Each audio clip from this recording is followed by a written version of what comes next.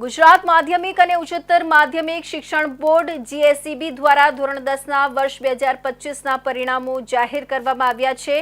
આ વર્ષે રાજ્યભરનું કુલ પરિણામ 83.8% રહ્યું છે। રાજ્યના તમામ જિલ્લાઓમાં સુરત જિલ્લાએ પોતાની સફળતાની પરંપરા જાળવી રાખી છે અને 86.20% પરિણામ સાથે ટોચના સ્થળે પોતાનું સ્થાન સુદૃઢ કર્યું છે। સુરતના સામાન્ય પરિવારમાંથી આવતા વિદ્યાર્થીઓએ ઝળહળતી સિદ્ધિ મેળવી છે। ગુજરાત બોર્ડનું ધોરણ 10નું આ વર્ષે રેકોર્ડ બ્રેક 83.08% પરિણામ જાહેર થયું છે। ગત વર્ષ કરતાં આ વર્ષે 0.52% પરિણામ વધુ આવ્યું છે, જેમાં વિદ્યાર્થીઓનું પરિણામ 79.56%, જ્યારે વિદ્યાર્થીનીઓનું 87.24% પરિણામ આવ્યું છે। દીકરીઓએ દીકરાઓ કરતાં 7.68% આગળ રહી બાજી મારી છે। ગણિત, વિજ્ઞાન, ગુજરાતીમાં સૌથી વધુ વિદ્યાર્થીઓ નાપાસ થયા છે, ત્યારે ગણિતમાં 16.53% એટલે કે 1,13,352 વિદ્યાર્થી, વિજ્ઞાનમાં 12.16% એટલે કે 90,791 વિદ્યાર્થી અને ગુજરાતીમાં 8.71% એટલે કે 54,616 વિદ્યાર્થી નાપાસ થયા છે। ધોરણ 10નું પરિણામ જાહેર થયું છે, જેમાં સુરતના વિદ્યાર્થીઓએ ડંકો વગાડ્યો છે। A1 ગ્રેડ પ્રાપ્ત કરનારા વિદ્યાર્થીઓમાં સુરત અગ્રેસર રહ્યું છે।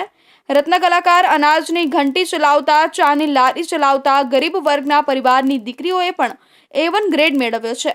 સામાન્ય અને ગરીબ પરિવારમાંથી આવતી દીકરીઓએ A1 ગ્રેડ પ્રાપ્ત કરી શાળા અને પરિવારનું ગૌરવ વધાર્યું હતું। પરિવારમાં પણ ખુશીની લાગણી જોવા મળી હતી। સુરતના ડભોલી ખાતે આવેલી મણિબા સ્કૂલમાં અભ્યાસ કરતી રત્ન કલાકાર અને ચાની લારી ચલાવતા પરિવારની 2 દીકરીઓએ A1 ગ્રેડ મેળવ્યો હતો, જેમાં દર્શિકા દિનેશ વ્યાસ દ્વારા 97.88% પર્સન્ટાઇલ સાથે A1 ગ્રેડ મેળવ્યો છે। દર્શિકાના પિતા દિનેશભાઈ ચાની લારી ચલાવે છે, જ્યારે ધ્રુવી વરિયા નામની વિદ્યાર્થીનીએ પણ A1 ગ્રેડ મેળવ્યો હતો। 98.42 તથા પર્સન્ટાઇલ સાથે A1 ગ્રેડ પ્રાપ્ત કરી પરિવારની ખુશીમાં વધારો કર્યો હતો। અને મેં ધોરણ 10માં આજે A1 ગ્રેડ પ્રાપ્ત કર્યો છે। 99.64 પર્સન્ટાઇલ અને 96% પ્રાપ્ત કરીને આજે મેં શાળાનું નામ અને મારા માતા પિતા અને મારી મહેનત રંગ લાવી છે। અને આ શાળાના આચાર્યશ્રી, મારા શિક્ષકગણો અને મારા માતા પિતા અને વડીલોને હું આને આભારી છું। એને હું આ મારો A1 ગ્રેડ આપું છું, કારણ કે એના સપોર્ટથી હું આગળ વધી છું। મારી શાળામાં લેવાયેલ મંથલી ટેસ્ટ, વીકલી ટેસ્ટ અને મારી મૂંઝવણના જે સોલ્યુશન છે, જે મારા ટીચરે આપેલા છે, તેનાથી હું આગળ વધી છું। અને જ્યાં અમને મૂંઝવણ પડે છે ત્યાં મોટિવેશનલ સેમિનાર જેવા કાર્યક્રમો, રમતગમતો વિવિધ દ્વારા અમારું માર્ગદર્શન પૂરું પાડ્યું છે। બોર્ડનો ભય ન રહે તે માટે ઘણા એવા કાર્યક્રમો પણ યોજાયા હતા, તેથી મને ખૂબ જ ધોરણ 10 રમતા રમતા મારું આજે A1 ગ્રેડ પ્રાપ્ત કર્યો છે। આજે અમારી શાળાનું ધોરણ 10નું રિઝલ્ટ આવ્યું છે, જેમાં 96% અમારી શાળાનું રિઝલ્ટ છે, જેમાં 5 વિદ્યાર્થીઓએ A1 ગ્રેડ પ્રાપ્ત કર્યો છે અને 18 વિદ્યાર્થીનીઓએ A2 ગ્રેડ પ્રાપ્ત કર્યો છે।